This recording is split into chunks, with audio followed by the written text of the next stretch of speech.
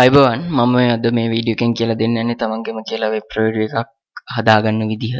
මොකද මේ දවස්වල මේක ටිකක් ජනප්‍රිය මාතෘකාවක් වෙලා තියෙනවා.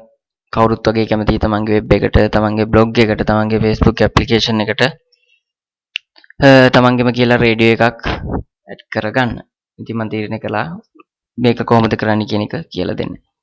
මේකට අපිට දේවල් කිහිපයක් ඕන වෙනවා. ප්‍රධානම එක තමයි මීඩියා සර්වර් එකක්.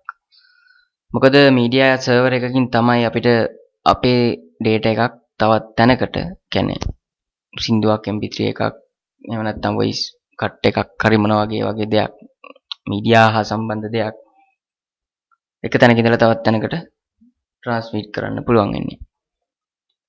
ඊළඟ දේ තමයි අපිට මම ඔය කිව්ව බ්‍රෝඩ්කාස්ටිං කියන්නේ මීඩියා සර්වර් එකත් එක්ක කමියුනිකේට් කරන්න බ්‍රෝඩ්කාස්ටිං ටූල් එකක්. මේව මොනවද කියලා ඉස්සරහට තේලෙයි.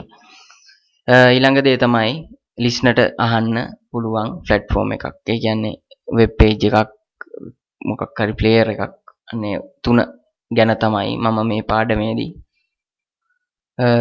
කතා කරන්න බලාපොරොත්තු වෙන්නේ.